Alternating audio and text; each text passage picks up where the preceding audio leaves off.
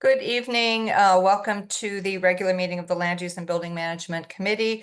It is July 2nd, 2025. The time is 7:01, and I am calling to order first the meeting. First item on the agenda tonight is a public hearing, Eversource Energy easement for new electrical service to the Norwalk High School project. Oh, you know what, roll calls after this, sorry. For the Norwalk High School project located at 23 Calvin Murphy Drive.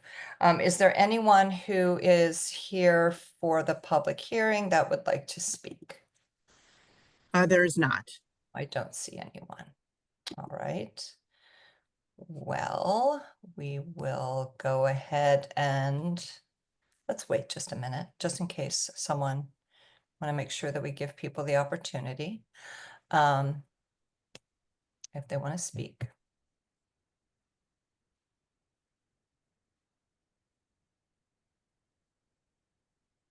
All right, well, I don't see anyone, so we will go ahead and close the public hearing and move on to roll call. Tonight we have with us council members Greg Burnett, Nicole Eady, Heather Dunn, and myself, Barbara Smith. Mr. Freyer is absent tonight, and we expect Ms. Ayers and Mr. Wiggins, so as they log on, we will make note.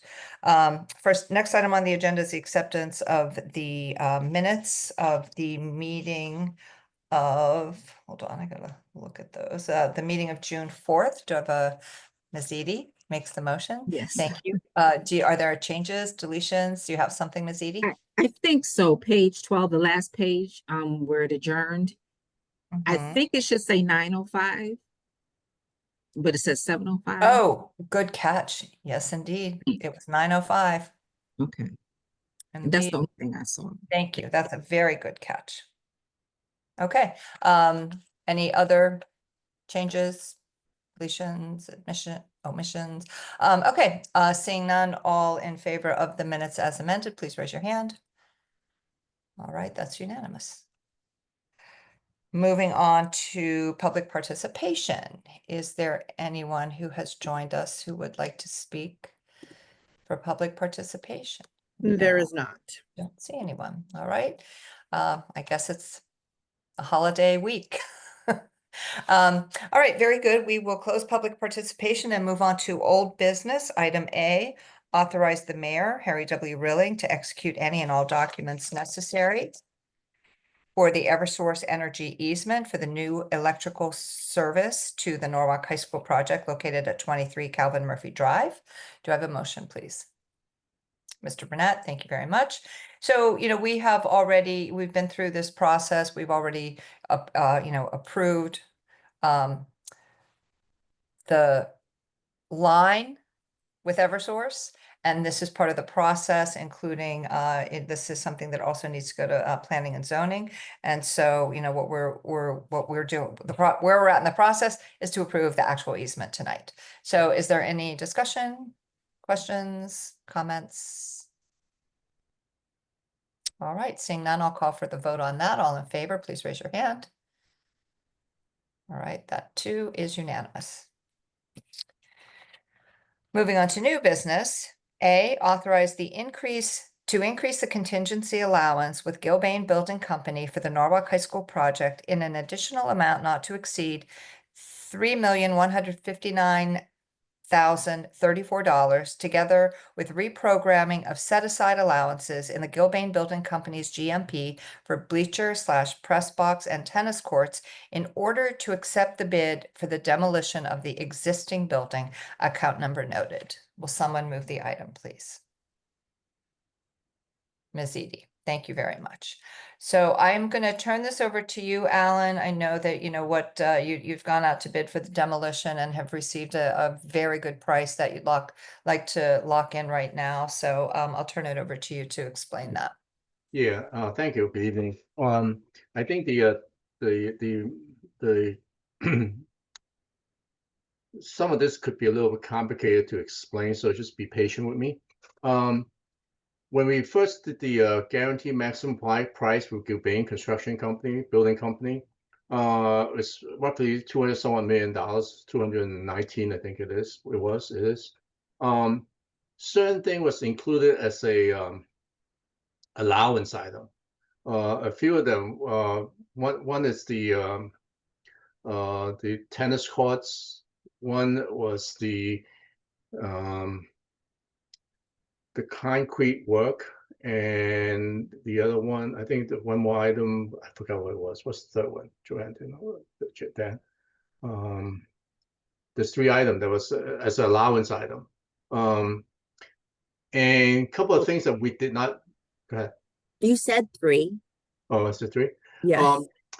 Some of the things that we did not bid at the time because the project is so long, it's too early to bid some of the items because people are just would have been throwing numbers at it because it doesn't happen for, let's say, 3 years from the time we bid it, like a year and a half ago.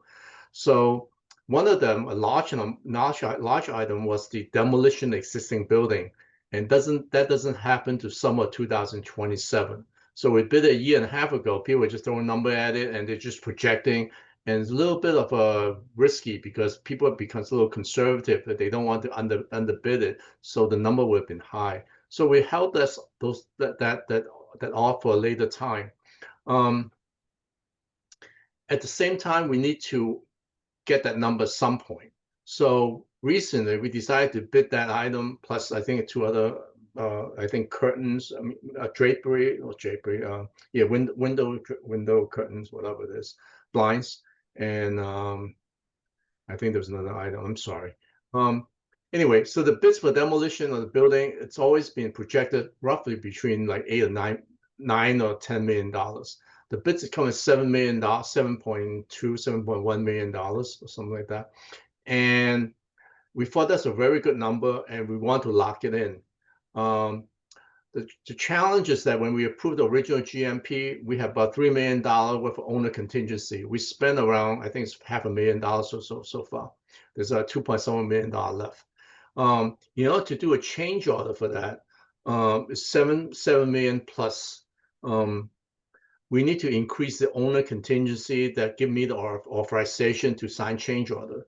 But in order to increase the dollar amount, the couple allowances that we haven't bid out for the bleachers, the tennis court.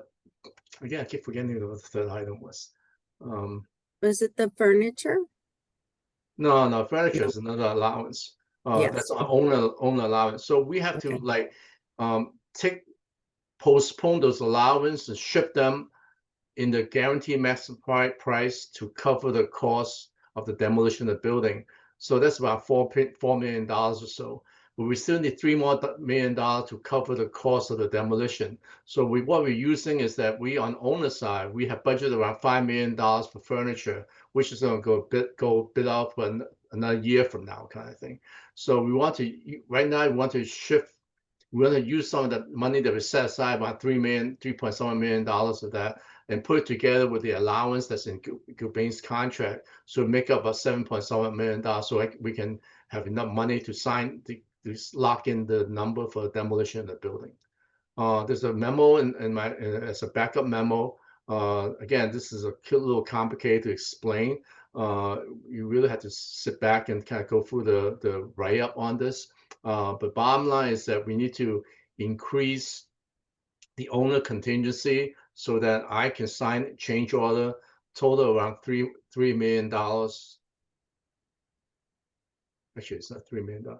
Well, $3 million because there's $4 million in the Gilbane contract already. So the increase is roughly $3.1 million, so that we can lock in the demolition cost of the building. I think that's basically it. But again, the allocation of costs is a little bit hard to follow, but it's in the backup memo.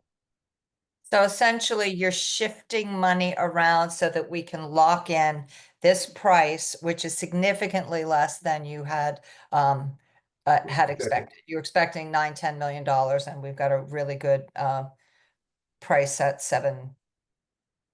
Right. 7. And, yeah. and Okay. we're using the allowance in Gilbane's contract, which is roughly around $4 million, and then we're using the set aside owner's contingency for furniture to temporarily to cover that cost for now. So in the future, we do need to reimburse those allowances Mhm. when we do go bid out for the bleachers and for the concrete work, as well as buying furniture. Okay. Any questions? Mr. Burnett? Thank you, Madam Chair. It's just so that I'm clear. So we're moving money from one line item to another, and not affecting the bottom line. Is that correct? The bottom line budget for the project, or at least at this time. I know you said at some point you might come back and ask for more funding for those items. Right.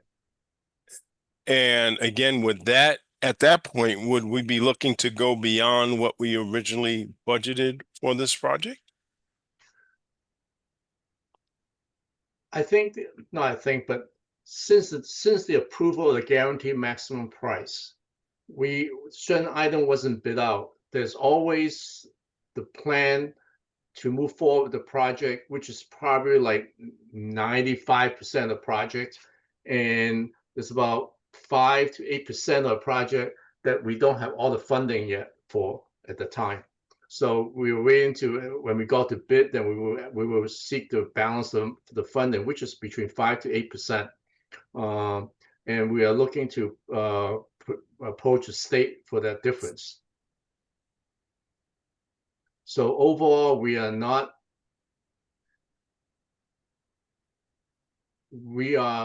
still short somewhat until we go out to bid for the balance of the items. So it's consistent with what we plan on when the day we went to bid out for project, and we executed a guaranteed maximum price probably a year and a half, 2 years, about a year and a half ago. But at the same time, it's with the intention that we will approach the state for the balance, which is about 5 to 8%. And should the state deny our request, then that falls on the cities Yes, to provide that funding. right. Okay. The risk's always been there. It's not like we are creating a new issue. It's always been understood, and we're aware of it, that we need to approach the state when we finalize the bidding, the balance of the project. Again, the difference is about 5 to 8%. Okay, thank you. Further comments or questions? All right, I'll call for Ms. Dunn. So I thought that a lot of this was soft costs that were not reimbursable, or no? Excuse me? I'm sorry, the demolition I thought was part of what was not reimbursable. Am I No, wrong? it is reimbursable at 80%. Okay. And so that's what we're talking about right now. Right. Okay, thank you. Not to prolong this conversation too much, but I just want to let you know the reason some items are not reimbursable. The items are not reimbursables are, generally speaking, permit fees, the concession building, any kind of busing the kids for off-site sports and things like that, as well as any improvements that not on the property, which includes sidewalks or traffic signal improvement, and those items are not reimbursable. So stuff that beyond the property line, it's not reimbursable by the state. And only other thing that's like a reduced reimbursement, it's the swimming pool. The state look at it as more than just a use by the school, it's also a community thing. So they don't fund it 100%. They report at 50% of the reimbursable rate. So it's about 40% reimbursable. So generally speaking, those are the items. There may be some odds and end ones, but those are basically the ones. Thank you. Anything else? All right, seeing no further questions, I'll call for the vote. All in favor, please raise your hand. All right, that too is unanimous. And so moving on to discussion, update on the Norwalk school construction projects. We have Dan to provide update for Norwalk High School and South Norwalk School, and probably between me and Joanne, we will update on this on the Okay. HVAC projects. All right. Hi, Dan. Good evening. Let me just share my screen quick.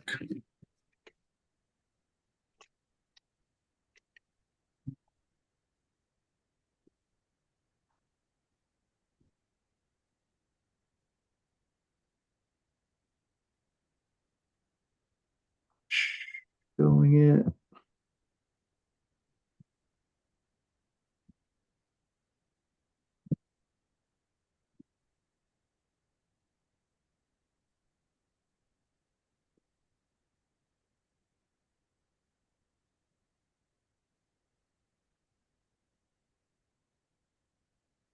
Right.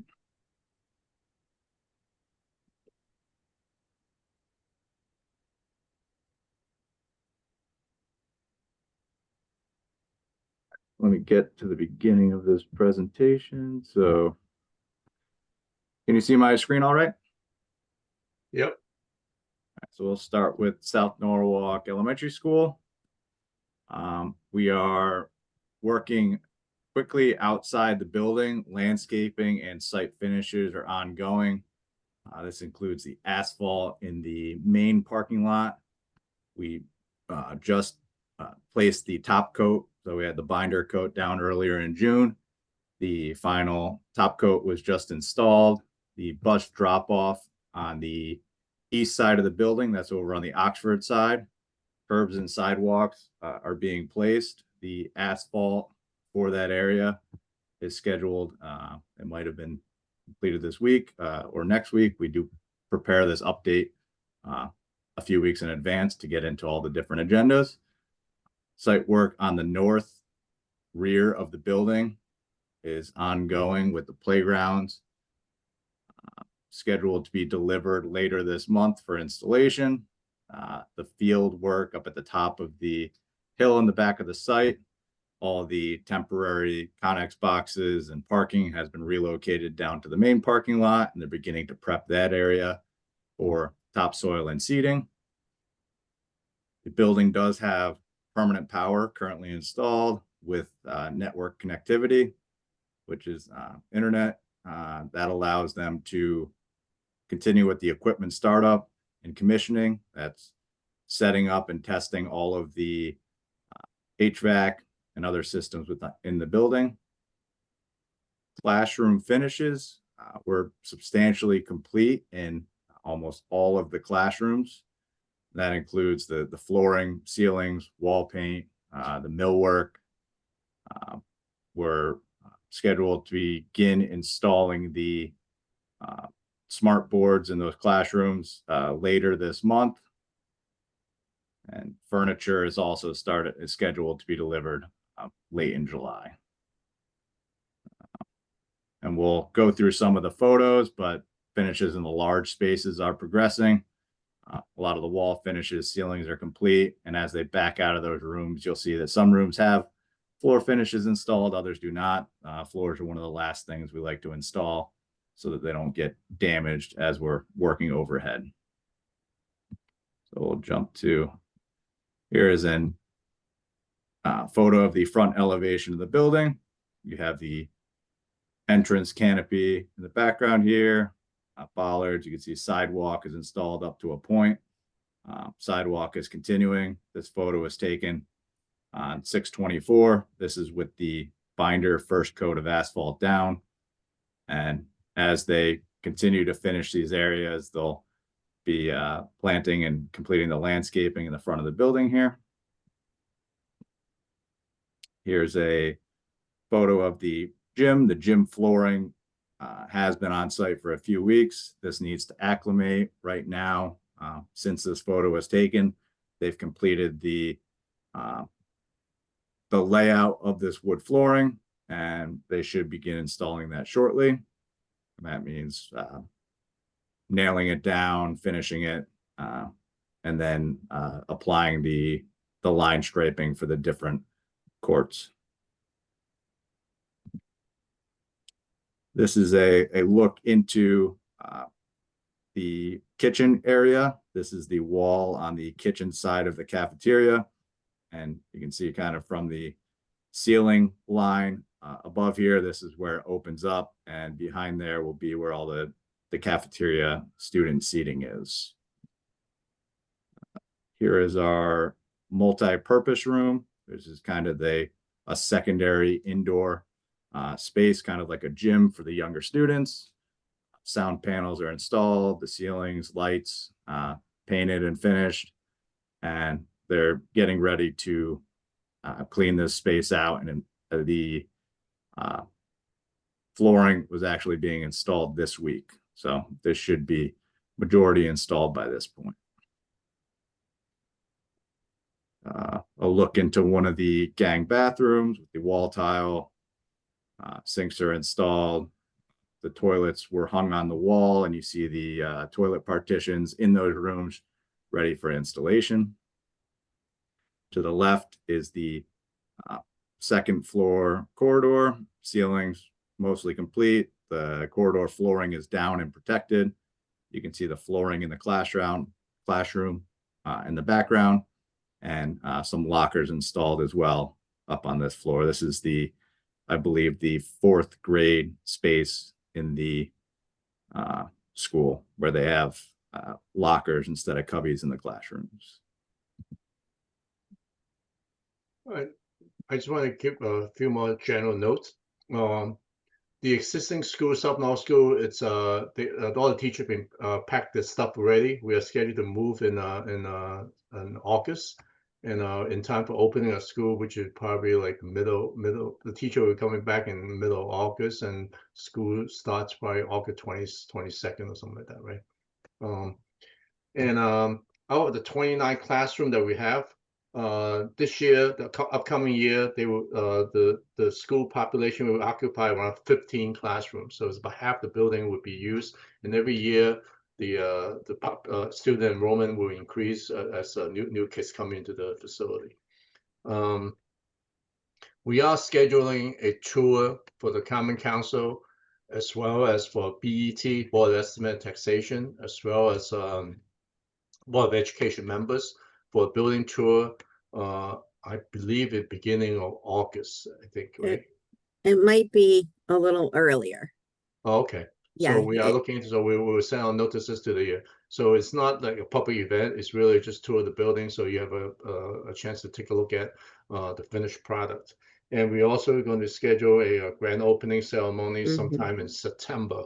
And one of the things that, because this is in terms of finishes, exterior site work, because this is the middle of summer, so we are not able to put seats down for grass or different areas. So when you open school, when the site, the trees will be in, but then the lawn area will not have grass, so it doesn't look finished. But at the same time, we really don't have any choices because you can't seed this time of the year; it's too dry.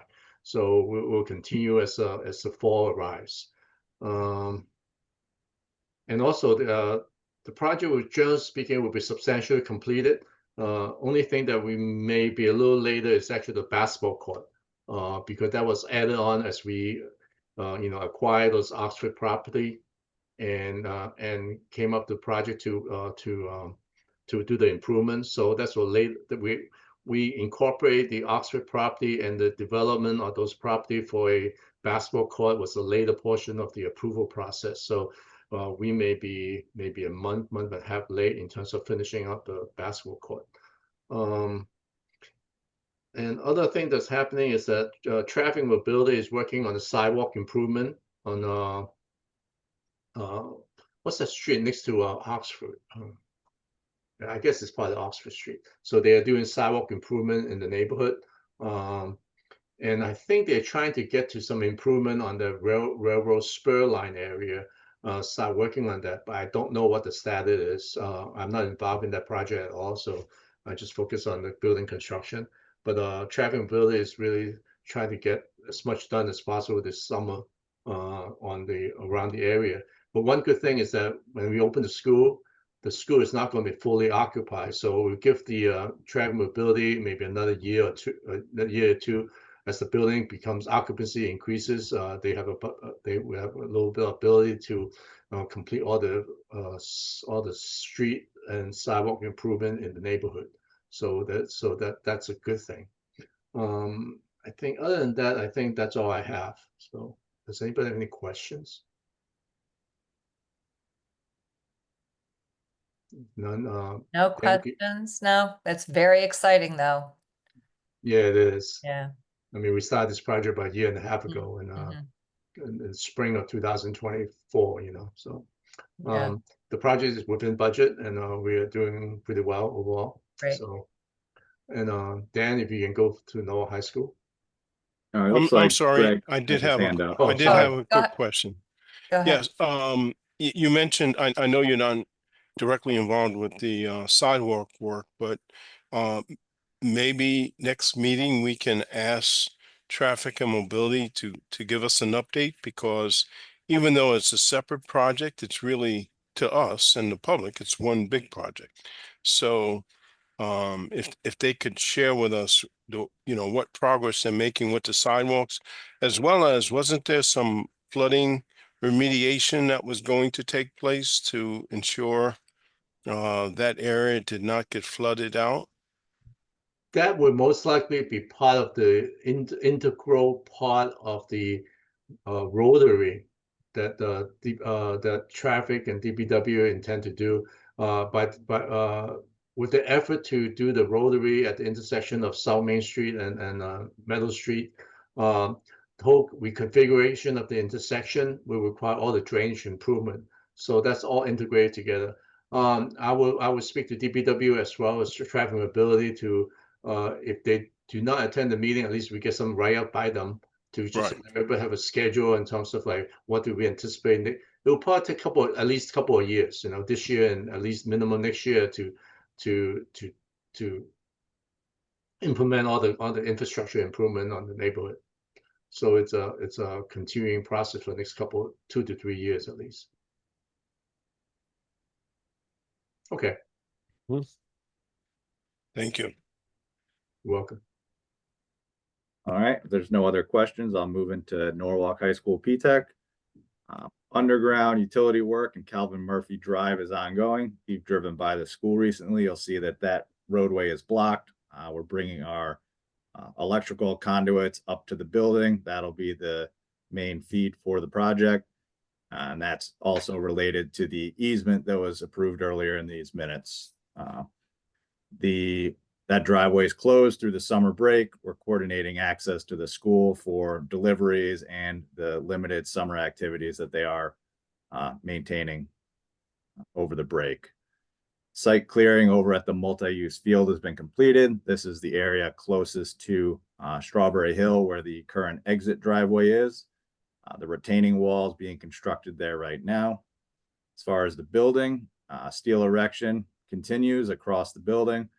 We're probably about 2/3 or more of the structure has been erected at this point. We're moving into the, I think remaining is the gym area, the main gym, the pool steel, as well as the performing arts area of the building. The auditorium is up. With that, we have steel stairs going into the masonry exit stair towers that have been built.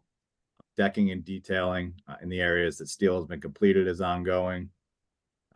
As you can see in this photo, exterior sheathing has begun. This is the corner closest to Calvin Murphy Drive. And this is the Norwalk High School wing of the building, which is 4 stories high.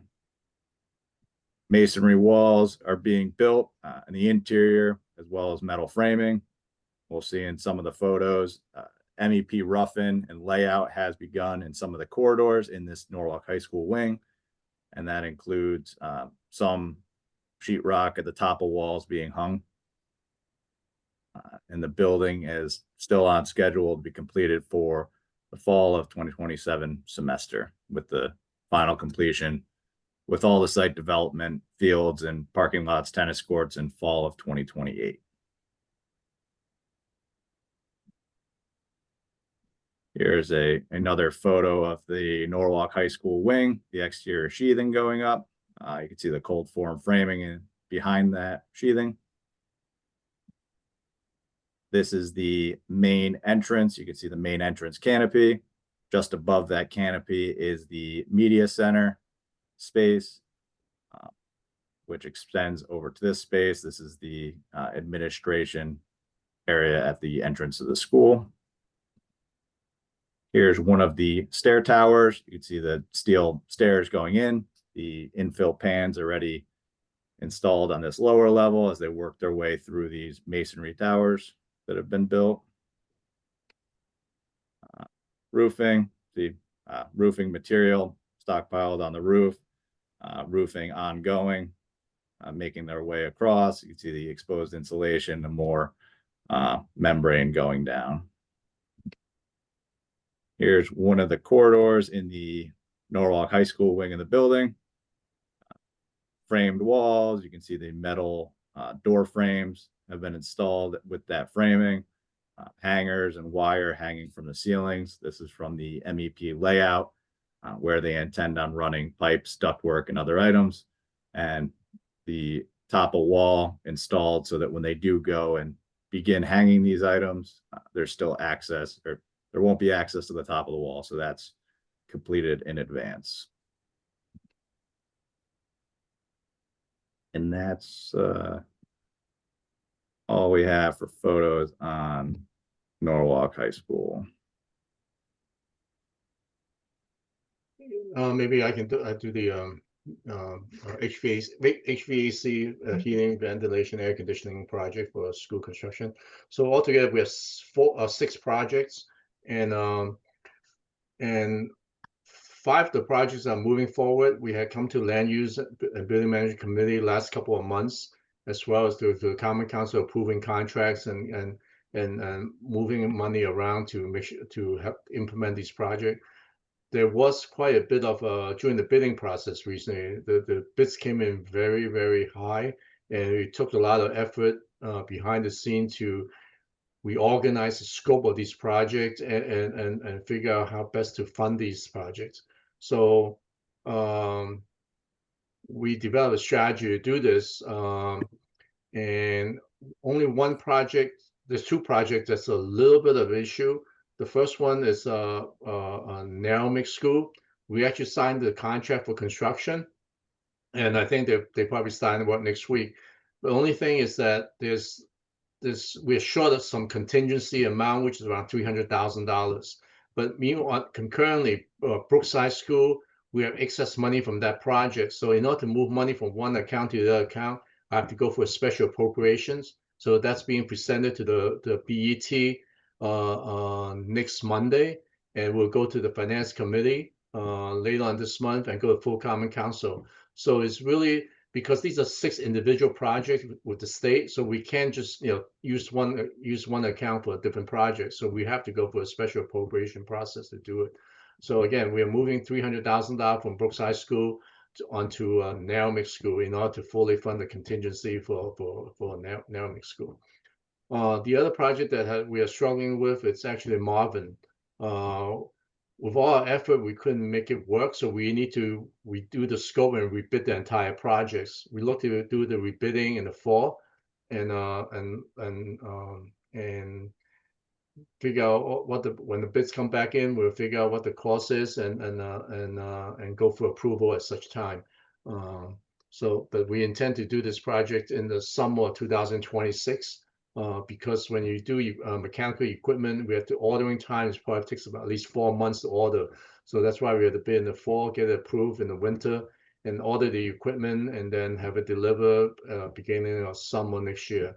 So now makes Marvin School is still one project that we need to continue to work on in terms of the bidding process and finalize the contract for that.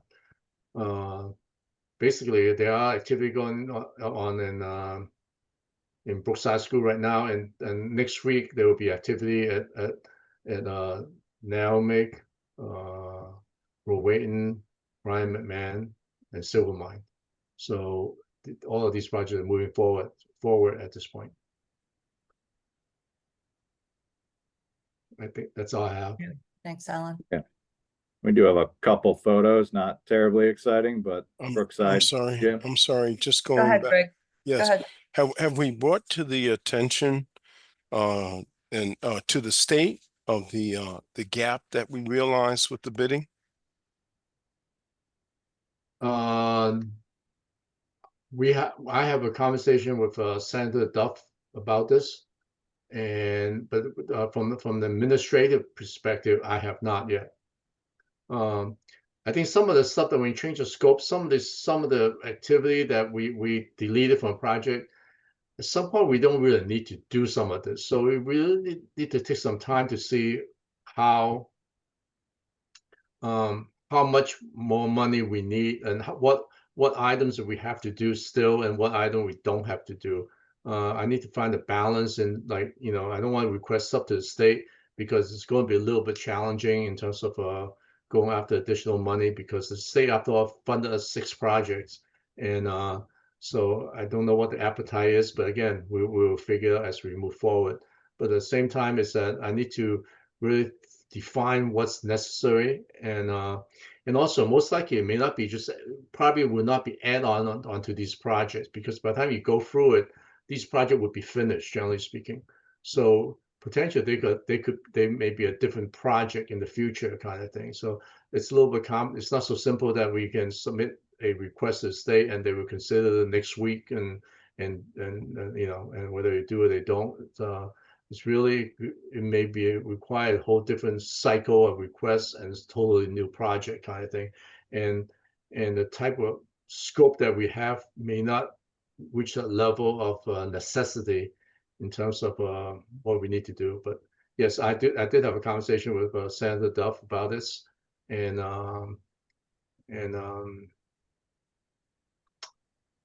that's where we are so far.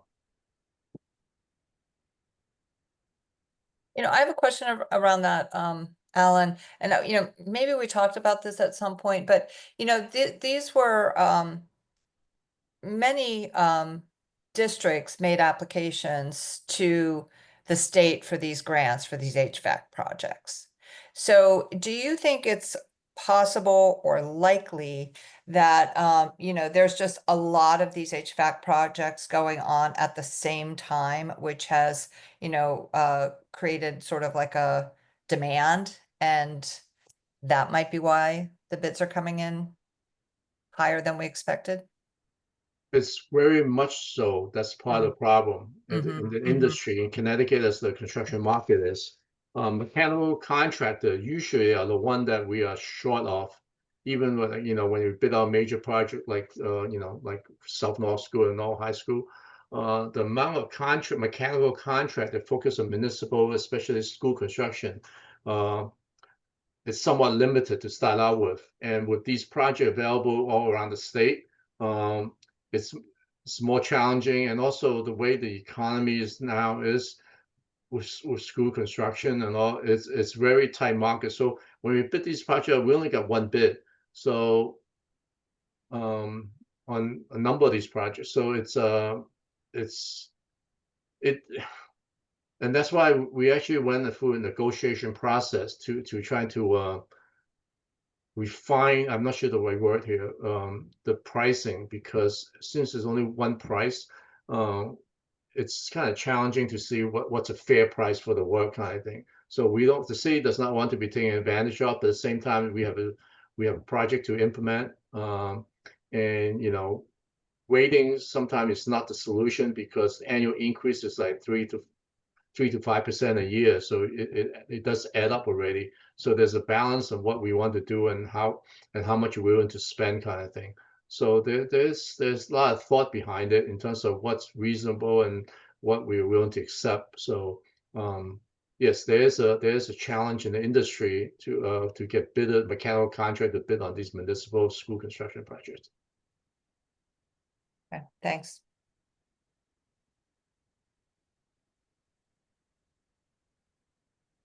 Yeah, again, this is Brookside School. We got ductwork delivered already, and So we are going to be installing these ductwork in the gym area. Okay.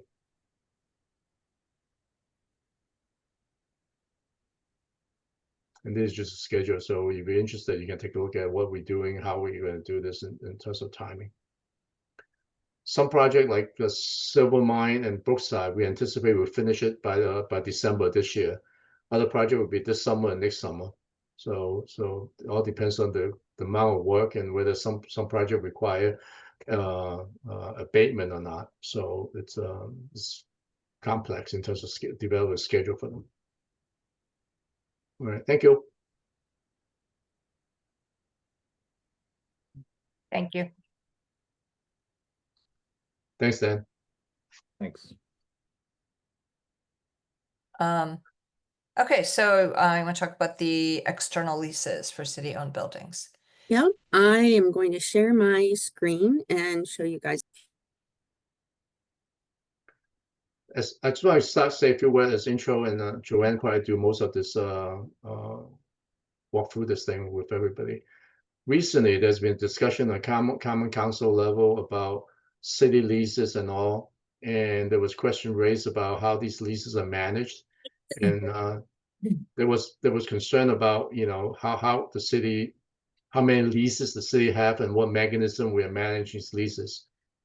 I've been the building management department, and I have been looking at this for almost a year to see how we can improve our process. I think one thing we have to recognize is that we do not have a lot of leases. So this, and also the system we have, it's need to be up to date and improved, because technology in terms of software and all, because it's available to us unlike 20 years ago, 15 years ago.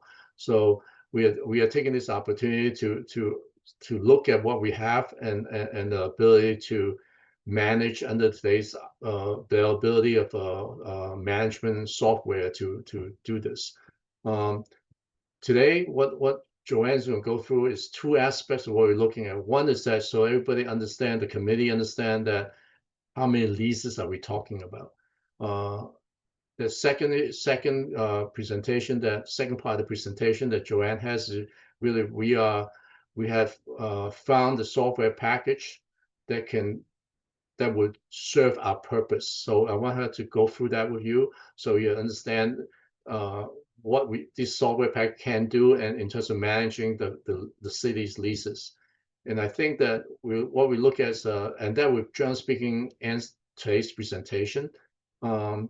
And what we look at potentially in the month of August at the land use committee meeting, we can go into a little more specific about what leases are expired or expiring, and which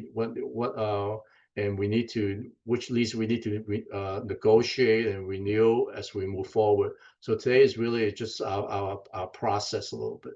So with that, Joanne. Okay. Can you see the presentation? Do you see the first screen? Okay, great. Okay, I just want to use that to make sure everyone sees it. So a few of the items that we'll speak about today is the lease term development, a bit of our portfolio of the leases that we do have, and the management software, and then some of the next steps, as Alan mentioned. So here is the development of our lease terms. It's kind of like a workflow of what happens when we do develop a new lease. Obviously the terms are developed with the city staff and the tenant. And if necessary, we would come to land use or have a public hearing, but always come to land use and building management committee to approve those, and then moves on to the common council. And after that, the law department does create a lease agreement, and after it is signed and executed, then it is sent to our department to input into this program that I'm going to show you. And it's capable of holding a lot of information, which is really, really nice. Let me, sorry, I do this all the time, as you know. So can you go back one screen? So one of the reason why there's the kind of seems like that we have some management issue. It's because sometimes when different department negotiate leases, it doesn't all come to one place. Meanwhile, let's say Parks Department want to work on a lease for the beach or something like that. Usually it's handled by it's a little bit of a centralization or decentralization a little bit. Like, when the Parks Department negotiate a lease, it will go for Recreation Parks Committee or Common Council kind of thing. And then, and then the lease term will be established and then go to Common Council. And so those leases that the Parks Department have, it's been managed by the Parks Department. Meanwhile, the building ones is managed by building management. So there's a different places where these leases are. So I think that the new software will help us to consolidate this as one envelope instead of like Parks Department doing something different from the building management department doing kind of thing. And the other thing that creates a little bit of problem through the years is that the way the leases are set up, traditionally, the tenant will make payment to the department. But around 15 to 20 years ago, the city decided to have the tenant make payment to the controller's office. But at the time, 20 years ago, there's really no software to manage leases and things like that. So when the controller's office gets the payment, they would deposit it into, generally speaking, most likely it'd be general funds. But then there's no tracking and communication with the department. So that's part of the problem that we have. That lease management is by the department, and then payments go to the controller's office. And meanwhile, it's hard for the department to track whether the payment came in or not. So that's something that we are trying to resolve at this point. So with that, Joanne, you can go through Okay. the. Right. And just stop me if you have any questions as we go along instead of, no need to wait to the end.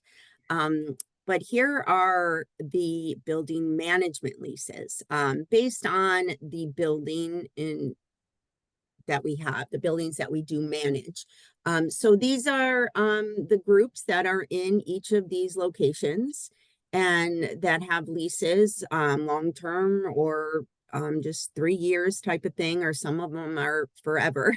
They're organizations that help and assist the city, as in the Roosevelt Center and the Senior Center. So there's those. And then I did actually, we did get some information from Parks and Rec to help assist in this. And so I did get their information and add it to the next screen. But if anyone has any questions about this information, I'll give you a second to just kind of read it over. Yeah, so when you look at these leases building management, 1, 2, 3, 4, it's probably like 20, 25 the most kind of thing. And some of these, like Lockwood Matthews mentioned, it's like a 50-year, and Children's Museum is like a 50-year lease. So there's no payment. So it's not like that it's very active kind of lease. And you can see, I mean, we may have missed 1 or 2 kind of thing, but generally speaking, these are all the leases that we have. So it's not like a lease of, it's not like a list of like 100 or 150. I mean, you can count, it's probably like 25 leases kind of thing. And also the reason why it's like Mill Hill Park, well, it's reason why, because it's recently, about I think 3 years ago, building management took over the management of the historic building in Mill Hill Park as well as Matthews Park. So indirectly, we became the lease managers for those historic building. So especially when a historic commission does not have staffing, so we just kind of by default we took over the management of those leases. So that's become part of ours at this point, ours in terms of building management. So yeah, these are the ones that under building management. So these are the Recreation Parks Department ones. And again, if we miss something at this point, we will continue to work with Parks Department to update this list as we move forward. But I think this is pretty. And when looking at here, I'm not sure there's a Vets Park still. There's a concession building there. I'm not sure there's a lease there. So these are some of the things we need to confirm. Yeah, they're actually have been inputting the information into the newer program that we've been using so that we're gonna be able to have all of that information all in one place. So they've been actually in the last few days putting that in for us to have and to see all of the leases for the city for buildings. So these are the ones that we have currently. And then I will. And then when you say other organization, well, we Yeah. typically don't do anything with these. Oak Hill Spa, basically, they have, I think, two leads. One is with the restaurant and one with the tennis organization kind of thing. I'm not sure they are long-term lease, maybe annual lease. And then parking authority, again, typically and traditionally, we don't get involved in those, but recently we got involved in the parking authority ones because at the request of the law department, they want us to hold public hearing because these are parking authorities doing long-term leases for city facility. But I don't know where the city as in administratively are going with those. As far as I know, the city is not looking to manage those leases specifically. We still fall under those authority. I think that's one of the reasons why the city created authority so they can manage those facilities and the operation. So I don't know again, I don't know whether we have any interest in micromanaging those lease relations kind of thing. But I listed out here just so everybody realize that again, we parking authority, we had public hearing on the tenant recently, but yeah, that's the first time we ever done that. So anyway, so I just want to identify there's other leases out there that we are not actively involved in. Okay. All right. So I will get into a little bit of the Inago program that we have found. And luckily it's actually been free. So that's kind of hard to find. And so I'm not sure how Glenda and I found that last year. And so have been really inputting all of this information in here. So this is just to give you an idea. This is like a dashboard page that I will go through live. But these are the topics and the areas that we are able to leave or put information in. So it's all saves as far as the tenant and the lease is there. I will show you where you can find the lease, and there's also their invoices or payment information, copies of checks. All of the information is also kept on the city drive. So all of the city employees are able to reach that as well. And so I'm going to break off and go to the other page, and then I will show you. Hopefully it didn't log me out. Okay, here we go. Okay. You can see this one now, right? All right, I'll make it fit so I can see you all as well. So I went to, so here is like my dashboard. And you can see all of the active leases. So here's my dashboard.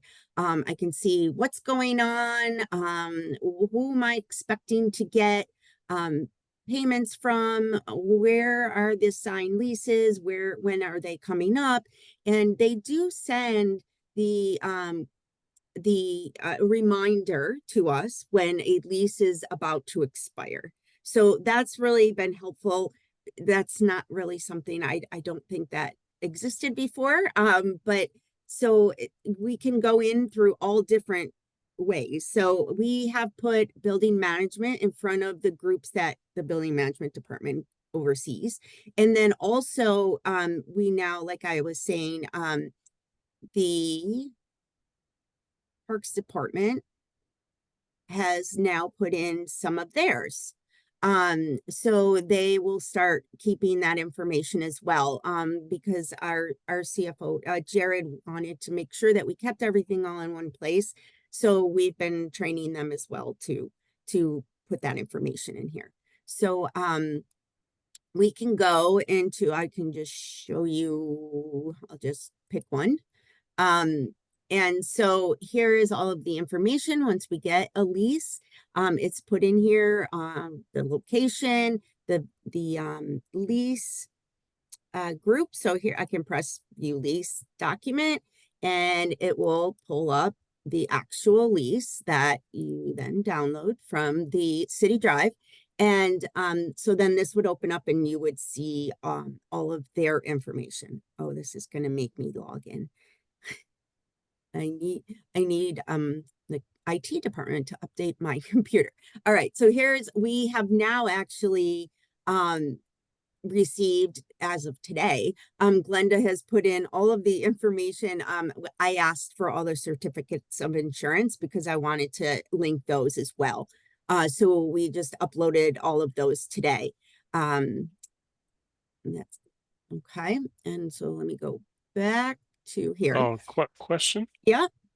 So when a payment comes in, that payment is sent to where? The comptroller's office? Well, we receive it right now. We receive a check. And in the future, or we're hopeful to be able to do online payments with credit cards, debit cards, because we have found that when they are reminded to pay their invoice, we actually did have a group and they continue to pay online. So there is that capability. We need to move on to that next step, and that will be the next step for the department and for the city as a whole. But yes, we receive the checks and then they would be input here. So I'll show you the checks, view invoice history. And so here are all the payments and the invoices, which will show up. This is paid. And it will show us where it is. And also I can view the check on the shared drive as well, if I need to go back and see when it came, but all that information is here. And when it was submitted, when it was deposited, all of that will be with each group. Yes. Did that answer your question? Yes. I'm just thinking this. I mean, this looks like a great tool, but it also appears to be very manual in that it sounds as if it takes a lot of hours to No, update. it's data entry, not Yeah. really. Like we said, there's really only like 20 or so leases.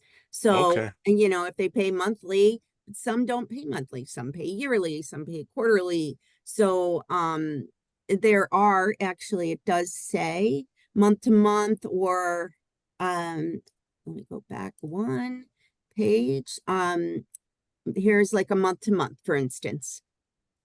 And this is not expiring. So here's the information that we need to keep up on, and month to month leases, if there are ones that are expiring, because we can go into the leases of the tenants and there will be information on when it expires. So that's the next step that we need to really work with either the law department and or the person who negotiated in the first place, the agreement, so that we can just keep up on that. But here are all of the actual names of the contacts for each area as well. So all of that information is based in here. There was a lot of data entry at the beginning, but for the most part, that doesn't really change too much. Maybe it's a contact person that might change, but that's pretty simple to change. And as far as income, then you can go into income, and all of this information is all put here for them. As you wanted a spreadsheet, we could always run a spreadsheet, have all the information on what we're supposed to be expecting. All of that could be determined. So there are all the leases in the files, and then the income, and then there are expenses if necessary, but we don't really have anything to put in there. But then there is the ability to do reports, so we could always run reports if that's something Jared needs to do. So basically everything that used to be in a folder, I think back in the day, of every paper, and you don't have to go back to do that anymore. It's all here at your fingertips. I think the more challenging issue in the past, I mean, we're still learning how to do this, but at the same time, in the past, I mean, actually currently, it's just a department will negotiate a lease, the lease will be drafted by a law department, and the payment go to the controller's office. So there's gaps in the process. I think that's part of the problem. But I think once we get the software set up and insert the initial information, the leases are attached to these the software, and any department can look at it. So we can track it much better, because a check come to right now, a check go to a controller's office, they deposited, that's all they did. So they're not lease management, right? So they got deposited, and if there's annual increase on the lease, they don't get involved in it. But at the same time, we don't know either. So I think that's some of the problems that we have. So we are looking for this the system to be able to manage all these issues. And I think it's a little bit of growing pain, but at the same time, I think this is a big step towards the right direction in terms of managing these leases that we have. Yeah, I just, this is really great. And Joanne, I really want to give you kudos for not only finding this program, but finding a free program. Yes, We love exactly. that. I know. And- I Yeah. know. And, and to think like how it's been operating, Alan, that, you've had checks come into the controller's office, but yet no way to track where it belongs. This is, just really going to make for things to be much more efficient, and nothing's going to get lost. And, it's just a touch of the fingertips, and you get all the information that you need. So really, Joanne, thank you to you. Yes. Oh, you're welcome. For, just bringing us into current Into the- time. Yeah, I know. That's what I do. I really appreciate it. Of course, no Ms. problem. Edie. Oh, yes, thank you, Chair. Yes, thank you, Joanne, for doing No. this. When I first learned of this, I was like, I will put the spreadsheet together. Yes. Give it to me. I will keep track of releases. So I'm really excited about this program. Oh, good. It's tracking everything. I love it. Are the checks still going to the comptroller? No. So, as far as our departments, they're not, because we have communicated with each of our lease, agreement holders. I am almost sure that the Recs and Park, they take their own checks as well. I can't speak fully for them, but, I know that that's how, Jared would like it to go.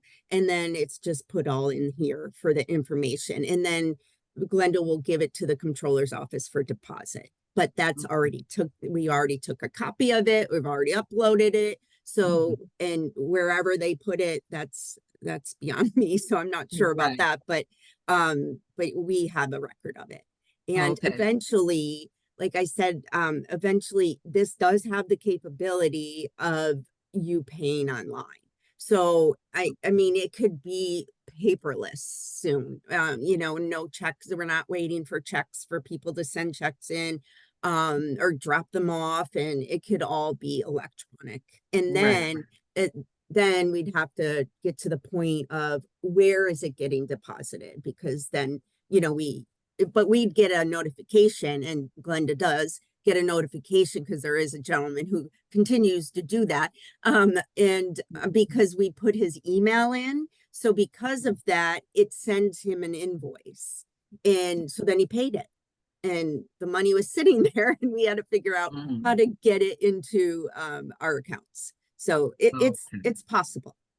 Okay, good. I was thinking of maybe having a lockbox where all the checks went to like one spot. Yeah. If they did it, but I guess less and I'd less like- people will be doing that. Yes, they'll be doing and it I'd like more electronically. and more to be electronic. I think that I'm sorry to interrupt.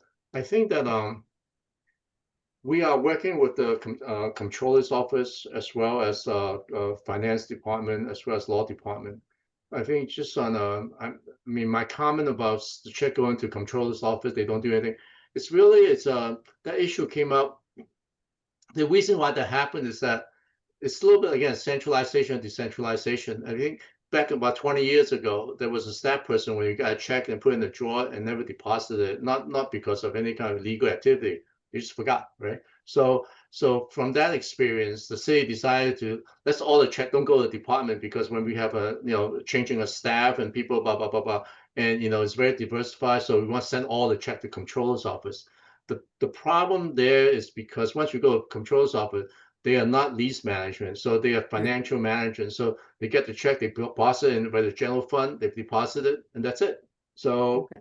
again, Right. so there's a Avoid that. missing link somewhere. And we're hoping that this process, again, we're not here to go backward. There's no criticism. It just if we have like 1,000 leases, like Avalon or something like that, the system would be in place already, because we don't have a lot, like 25 leases. That's why it's kind of this lease management becomes a like gap in city management procedure kind of thing. So that's why we're trying to resolve, and I'm looking to improve this, and not to go back and say, well, we should have done this, we should have, but there's some of this reason why things happen, and then, and here we are looking to improve it.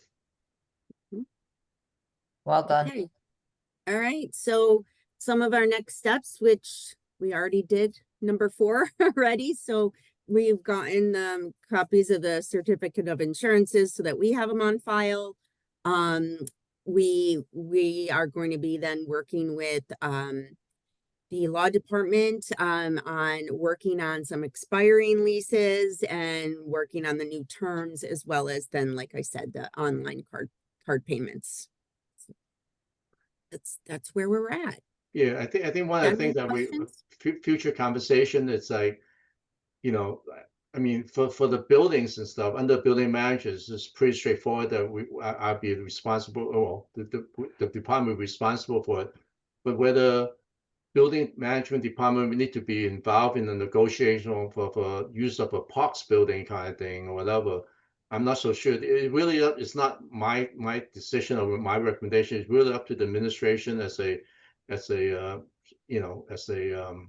administrative procedure, what we should do in terms of negotiation, who should go negotiate leases, and whether it should all come to land use, the building management committee, or whether, when the park leases, does that go to parks committee and stuff. I think that's part of the conversation in the near future. But at the same time, it's for tonight, I just wanted to just show everybody, generally speaking, how many leases we have and the tenants we have. And also we took steps in terms of identify a software package that we can help better manage our lease, tracking and also payment and filing and things like that. So consolidating the method of recording all our leases, and this can be shared with all the other departments. It's not that many other departments, Parks and Recreation, and I don't even know who else would have leases. DPW really don't have any. Anyway, so I mean, library have one with the blue teapot or whatever it was before for like short term. So, but again, it's few and far in between. So I think we should be able to get a good grasp of moving forward to manage these things in a properly. But again, having technology with software package now, I mean, 20 years we don't have this stuff kind of thing. So now we have better ability to utilize it, and it just take a little time to get it all set up. Again, next month we're probably talking about which one expire or expire. So when a lease expire, we go, generally speaking, they fall to a month to month. So it's not like a crisis that, oh my God, but at the same time is that we do need to update those leases and renew them. And we also should look at the building operating expenses to see whether when we negotiate new leases, what the value should be, rental payment should be, and things like that. It's very complicated because each lease is very different. Each building is very different. So we can get into that next month or the month after kind of thing. But it's a step towards the right direction, and we just get to focus on a couple of leases at a time, maybe in the next few months to get everything updated. Yep, great. Great. All right. And it's great that Recreation and Parks can put theirs in. It's all in the same place. So, yeah, well done. Thank you. Any more questions or comments? All right, I'll take that final motion. And what is that motion? Motion to adjourn. Heather is well. Okay, all in favor? All right, have a great 4th of Yes. July holiday, everyone, and good night. Thank you. Thank Good night. you.